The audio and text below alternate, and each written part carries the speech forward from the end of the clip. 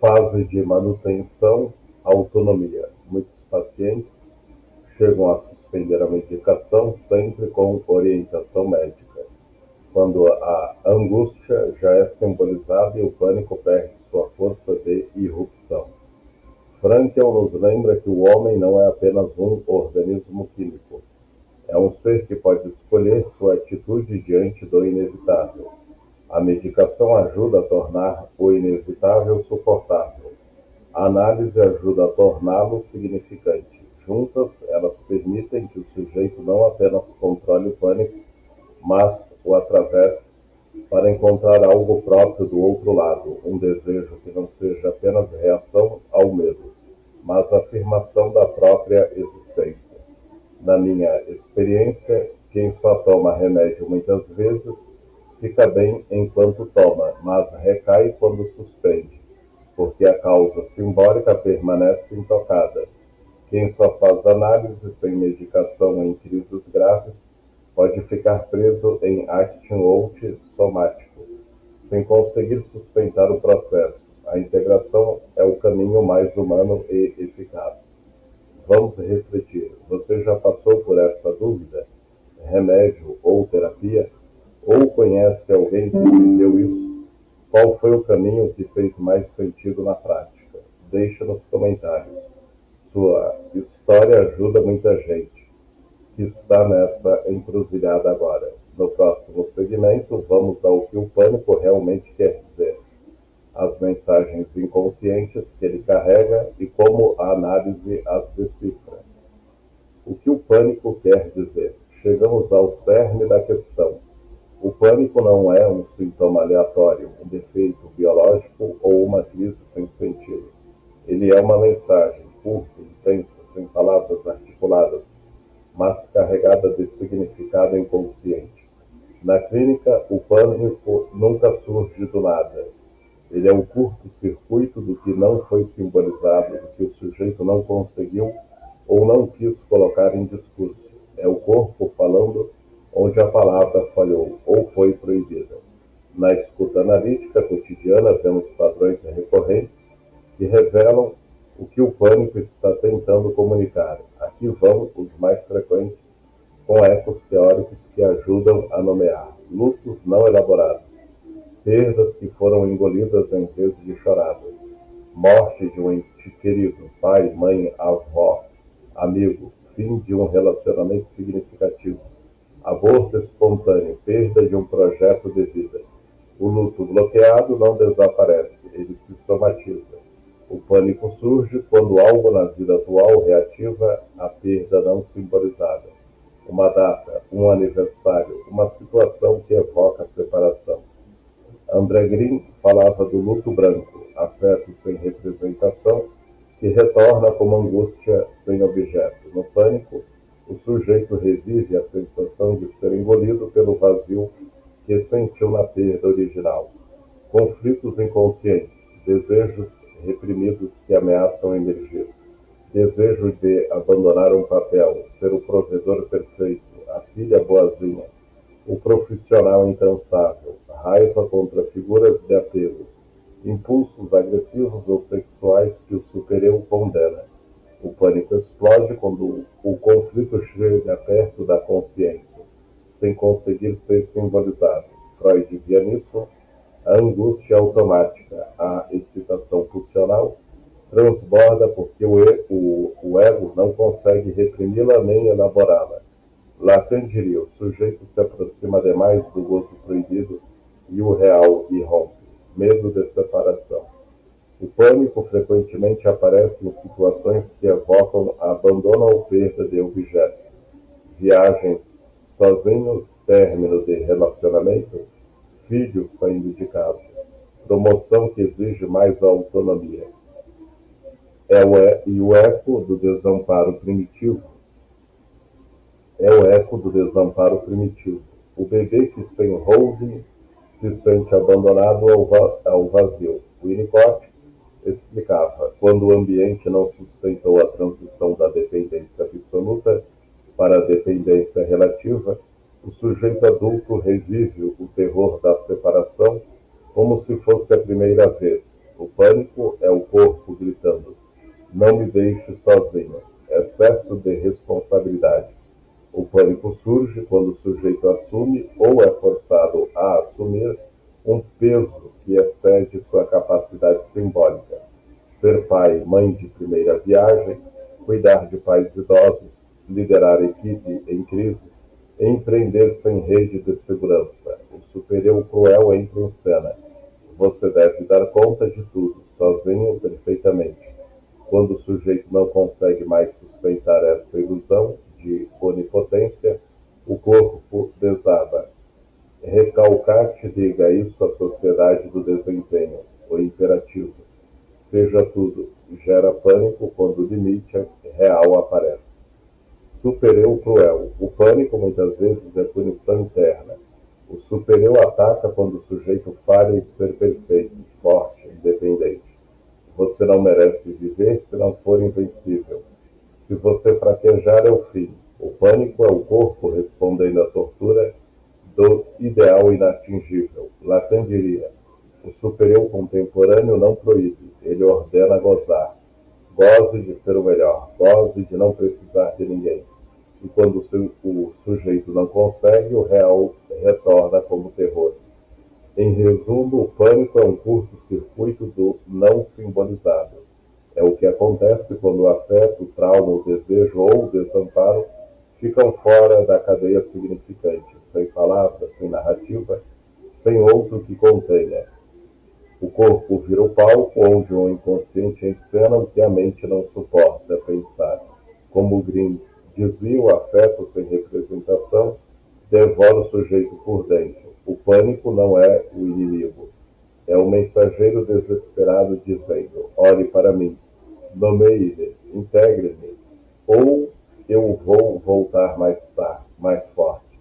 Na análise, o objeto não é silenciar o pânico, é dar-lhe voz quando o sujeito começa a falar, do luto engolido, da raiva reprimida, do medo de depender, da exigência esmagadora. O curto-circuito perde força, descarga vira discurso, a angústia automática vira sinal, o terror vira possibilidade de desejo.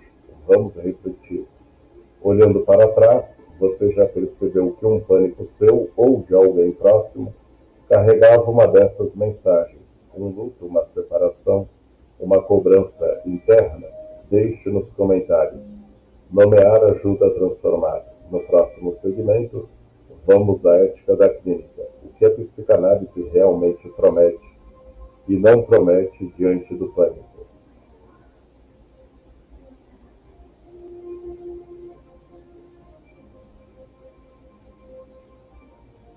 A ética da clínica. Chegamos ao ponto mais delicado e, ao mesmo tempo, mais essencial dessa reflexão. Qual é a promessa real da psicanálise diante do pânico? O que ela oferece e o que ela deliberadamente não promete. Porque na clínica a ética não está em vender ilusões de cura total, mas em sustentar uma posição que respeite a verdade do sujeito, mesmo quando essa verdade é dolorosa. A psicanálise não elimina a angústia. Ela não é uma técnica de erradicação de sintomas, nem uma promessa de que o sujeito nunca mais sentirá medo, desamparo ou vertigem. Lacan era claro sobre isso. A angústia não é sem objeto. Ela é estrutural, inerente à condição humana. Freud, em seus últimos escritos, via a angústia como sinal inevitável do ego diante do perigo. O Winnicott falava do desamparo primordial como parte da exigência do ser humano. Heidegger via a angústia como revelação do nada. Kierkegaard a chamava de vertigem da liberdade. Em todos esses registros, a angústia não é um defeito a ser removido, é uma dimensão constitutiva do sujeito. O que a psicanálise faz, então, é transformar a angústia automática em angústia simbolizada. Ela pega a descarga bruta, aquela inundação que paralisa, que faz o corpo gritar sem palavras, e a converte em discurso, em narrativa, em possibilidade de desejo. Deu uma irrupção somática sem mediação. O pânico vira um significante que o sujeito pode atravessar, questionar, posicionar-se diante dele. Não é nunca mais sentir medo, é não ser dominado por ele, é passar de ser vítima da angústia a ser sujeito dela. Alguém que a reconhece, a nomeia, a integra ao desejo, ao próprio desejo, em vez de ser arrastado por ela. Na prática, isso significa o sujeito que chegava ao divã dizendo eu estou enlouquecendo, isso vai me matar, começa a falar eu sinto pânico quando me aproximo de uma perda que não chorei, ou quando eu me permito defender, sinto que vou me desfazer, ou quando eu escolho algo meu, sinto o abismo da liberdade. A descarga automática vira sinal. O pânico não é mais um ataque cego. Ele avisa de um conflito, de uma falta, de uma escolha que o sujeito estava evitando. O terror de desintegração vira possibilidade de reconstrução. O sujeito descobre que pode ser vulnerável sem se dissolver, que pode desejar sem se completar, que pode escolher sem garantias absolutas. Essa transformação não é mágica nem rápida, exige tempo, transferência, repetição, atravessamento de resistências. Muitas vezes, o pânico diminui em frequência e intensidade, mas não desaparece por completo. E isso não é fracasso, é realismo ético. A psicanálise não vende a ilusão de uma vida sem angústia. Ela oferece uma posição subjetiva diante dela. Eu sinto isso, mas não sou só isso. Eu posso falar disso, posicionar-me, desejar a partir disso, como Lacan dizia no seminário 7º. A ética da psicanálise é não ceder no próprio desejo. Diante do pânico, não ceder significa não fugir dele com paliativos eternos, nem negá-lo com fraqueza, mas atravessá-lo até encontrar o desejo que o pânico cria. Viktor Frankl, que já citamos, complementa, mesmo no pior sofrimento, há um espaço de liberdade espiritual. O sujeito pode escolher sua atitude, a análise amplia esse espaço do eu sou dominado pelo pânico para eu posso falar com o pânico, atravessá-lo, desejar além dele. Na minha clínica vejo isso acontecer. Pacientes que chegavam dizendo eu não aguento mais viver assim, terminam dizendo eu sinto pânico às vezes, mas agora ele me avisa de algo importante. Uma escolha que eu estava adiando, uma perda que eu precisava chorar. O pânico perde o poder de editar a vida, ele vira parte dela. Um sinal que o sujeito aprende a ler. A ética da clínica psicanalítica é, portanto, dupla. Não prometer o impossível, uma vida sem angústia. Sustentar o possível, uma vida em que a angústia não domina, mas informa o desejo. Vamos refletir. Você já sentiu ou viu alguém sentir que o medo não desapareceu, mas deixou de ser o chefe? Que o pânico virou um mensageiro em vez de um tirano? Deixe nos comentários. Essas histórias de atravessamento são as mais poderosas. No próximo segmento, veremos o pânico como o grito do corpo que, quando ouvido, deixa de explodir, e a convocação para quem está passando por isso agora.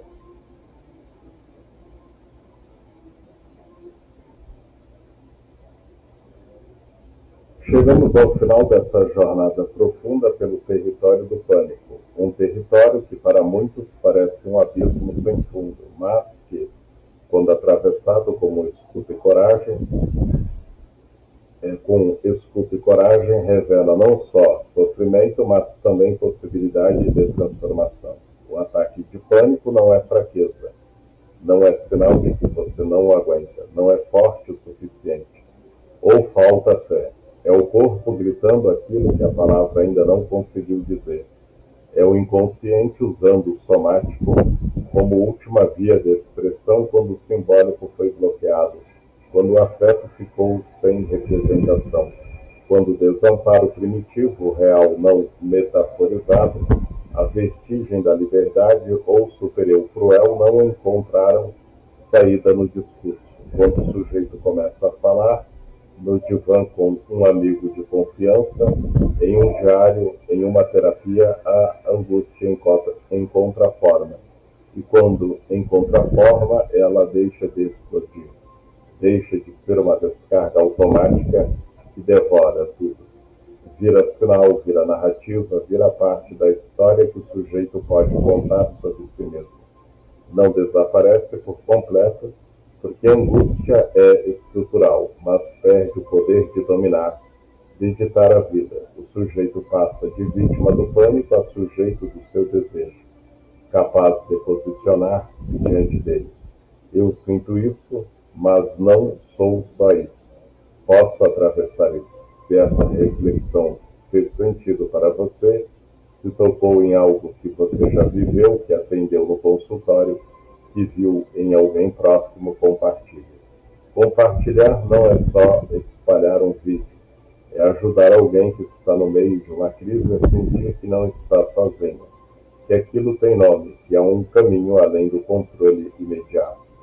E lembre-se, sempre, não se trata apenas de controlar o sintoma, embora o manejo imediato seja essencial. Trata-se de compreender o sujeito, o que o pânico está dizendo sobre uma perda não chorada, uma dependência proibida, uma liberdade que assusta, uma exigência interna que esmaga. É nesse compreender que o pânico perde sua força de maldição e vira convite para algo mais autêntico.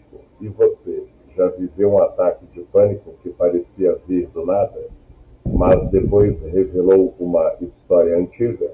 Ou já atendeu alguém cujo pânico carregava um luto, um medo de separar, uma cobrança cruel? Qual aspecto dessa reflexão mais ressoou com você? Freud e a angústia automática, Lacan e o real, Winnicott, o colapso já vivido, Kierkegaard e a vertigem da liberdade, ou a ética de não ceder no desejo? Deixe nos comentários sua voz, sua experiência, sua pergunta.